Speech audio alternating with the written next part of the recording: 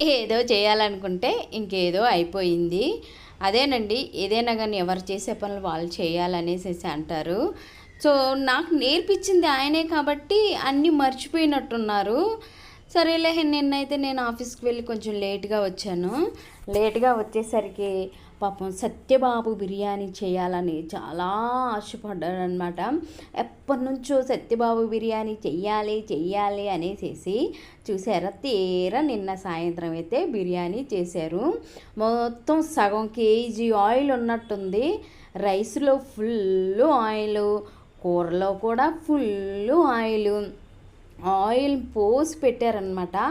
సప్పుడు కాకుండా ఏం మాట్లాడకుండా అలిసిపోయి వచ్చి అలా వండింది. ఆయిల్తో తినలేక ఎట్టోగొట్ట తిన్నామన్నమాట. ఎందుకంటే మళ్ళీ తిరిగి ఏమన్నా అన్నామనుకో ఇది కూడా క్యాన్సిల్ అయిపోయిద్ది. అన్నీ బాగానే ఉంది కానీ కొంచెం నూనె ఎక్కువైంది. అయినా ఇది వండటం కూడా చాలా గ్రేట్ కదా మా ఆయన.